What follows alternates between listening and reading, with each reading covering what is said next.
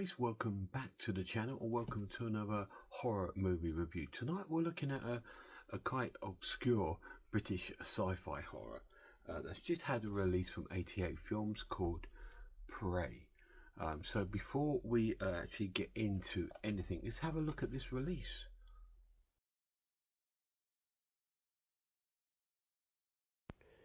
So this is the physical release of Prey, available from 88 Films. Just been released over the past couple of weeks. It's been out before, but on a different label. Could well be BFI or Eureka or something like that. But this is an 88 film release.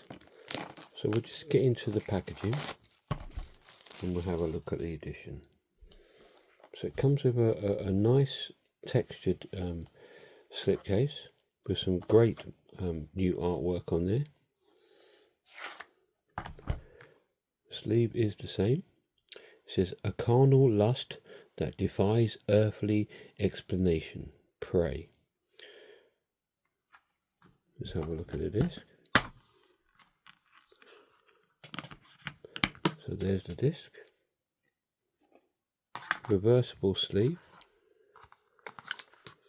And a small booklet with an essay by Barry Forshaw called Feasting on Prey.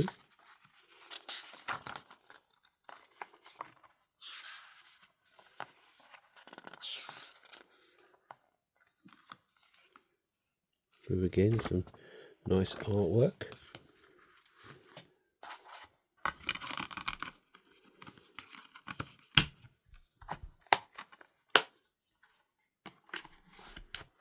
And that is the physical release of Prey. So once again, although it's quite a normal release for 88 film, it's really nice. I mean, the slipcase you can't really tell, but it's got a lovely sort of almost canvas-like texture to it, which brings it to a really nice to touch in the hand. So it's a really nice release. I think I've seen this film before. A long time ago. It is an 18 certification, but before we get into anything in the film, let's see if there's any special features on the disc.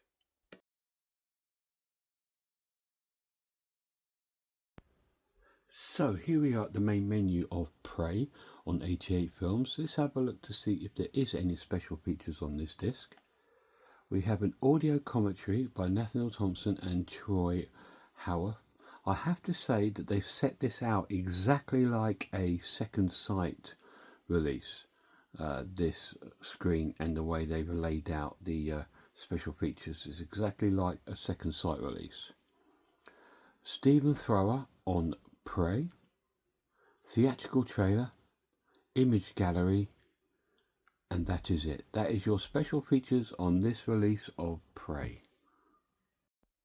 So as you can see, there is a few special features on the film, not much to shout about, which is pretty poor for 88 film. They tend to normally put quite a few things on there, but this time they haven't bothered. So let's get to the story.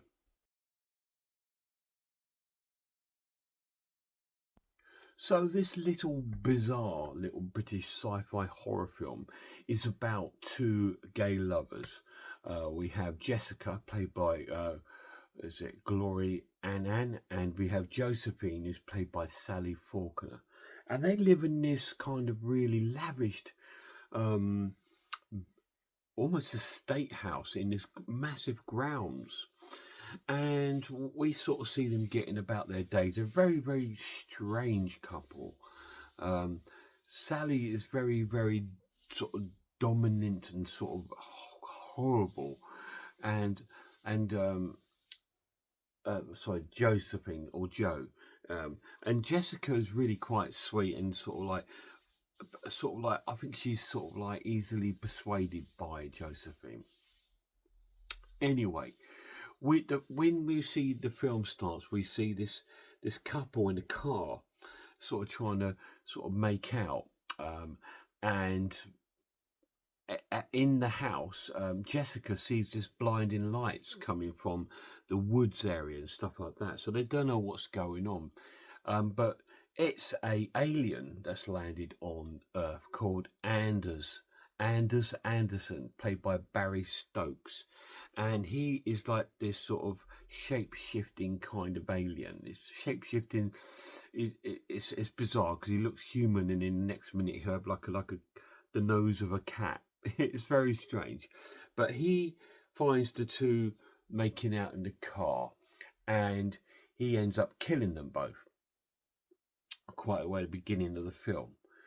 And then the next day, we see Jessica telling Josephine that she saw these lights, and she doesn't believe her, and all this jibber jabber going on. So they decide to go walking around the grounds and try and discover what this lights was, because it comes out on the radio that people have seen these lights. So she goes, okay, well, we'll go and explore.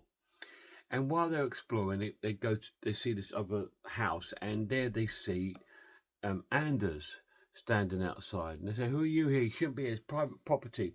I'm Anderson. I'm Anderson." And he looks lost, and they feel a little bit sorry for him and take him to their house. And he starts trying to drink stuff, but feels sick with every time he has anything. And they're vegetarian, of course, and they give him some salad, and it makes him feel sick, and all this kind of crazy things. Jessica's quite likes him, and she sort of like feels a bit sorry for him, whereas Josephine doesn't like him at all and doesn't trust him. And he keeps going back to this other house and start doing these reports over radio, saying he's made contact with human beings and all this sort of thing. This is a British film, by the way, and it is filmed in Britain. And then they invite him round the house for dinner and to stay, and all these bizarre things start happening. Animals start dying. We see dead rabbits, we see dead chickens, we see dead fox, and all this sort of thing. And then they start realizing that Anderson's not normal. He's not eaten. He's a bit strange and a bit weird, and all this kind of thing goes on. But it starts to tear these two apart. This sort of Anderson sort of character, in the sense of like, well, Jessica feels sorry and tries to help him. Josephine wants him out because she looks at the intrusion on her partner, and obviously her controlling ways. And two policemen come on the scene.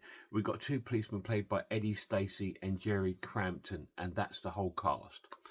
And they're looking for the missing couple in this car. They find the car and they find Anderson, and then they start chasing Anderson around, and he ends up killing the two policemen.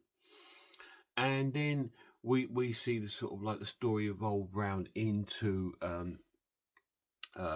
he's trying to understand human beings, because he's reporting back to wherever he's from to see if this is a good planet for them to inhabit. So is it? Well, that's for you to find out. I'm not going to tell you any more of the plot, but let's have a look at the characters.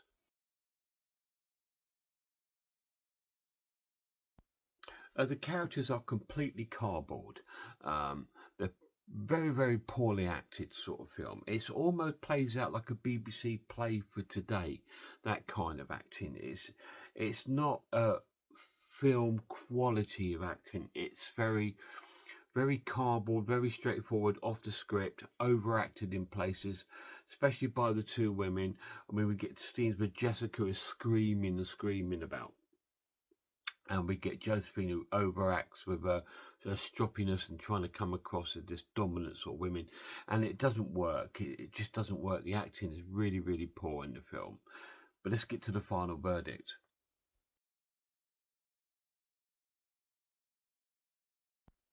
So despite the poor acting, I'm going to score this a good watch and give it a 7 out of 10. I can't give it any higher because I struggle to connect to it. I enjoyed it. I enjoyed watching it, and I'm glad to have it in my collection because it is a bit of, it's British horror. It's historical. This was filmed in 1977, and it tries to be so many little things and kind of falls short of the mark on all of them. But it still has something charming about the film. There is I've still got some good things out of it, like the characters, in the sense of like the way he was sort of like,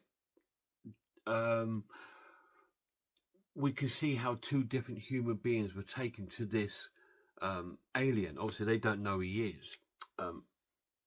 So he's sort of like, he's very interested in their behavior. And he doesn't understand the simple things like eating or drinking or playing games and stuff like this. And there's some bizarre scenes in it, but there's some great scenes in it. When he does transform to this alien, where he's got this like this sort of cat nose with his big teeth, it looks quite eerie, and he's got these like these big sort of red eyes, and it is quite creepy looking. And it's really well filmed. It's well shot. The photography is cool, and there is some gore in the film. And there's a heck of a lot of nudity. There's a gay lesbian scene in bed which seems to go on forever. And he stands there watching it and stuff like this. And there's another bizarre scene where he's in the pond struggling to swim, and that goes on for about 5, 6, 7 minutes. It's really, really bizarre. So some of the scenes are really drawn out, and I think, are they drawing this out to fill up the whole hour and a half? It kind of feels like that a lot.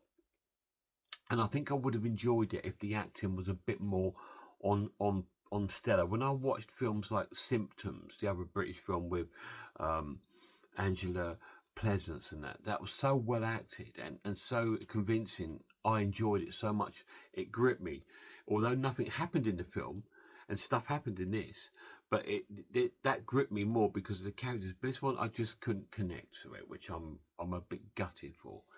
But I wanted to love it, but I just liked it. So that's all I can say about it. So Prey, 7 out of 10. It was originally released on Indicator, not BFI, but Indicator, and now it's out here on 88 Films. So it's great to have it in my collection.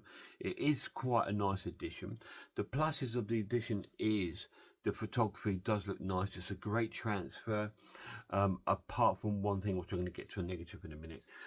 And there is some good scenes of gore, and it looks pretty convincing and good. The story is a good story, just not well executed. The negative of this is the sound. The sound quality is really poor. It's only an original mono, but it's not at all. I was just thinking, well, why haven't you not even tried to transfer it up or clean it up? There's a lot of hissing on the S's like that, you know what I mean? It sort of drags out, and I'm just thinking, oh, and that happens throughout the whole film. It's not just now and again, it's for the whole film. So the negative of the film is definitely the sound. But it's definitely worth checking out if you like bizarre, strange British horror films, which I normally do, but I just couldn't connect with the characters. But that's just me. You might love it and might enjoy it. So check it out. And if not, check out some horror channels. Check out Horror Hands, Horror Geek, Man v Film, RS Design, Pizzawell, I Am Ice Lord, Cat Watches Horror Movies, Grumpy Andrews, Horror House, and The Maniac. And a massive shout out to my lad. Till next time, look after yourselves, look after one another, and I really hope I see you all soon.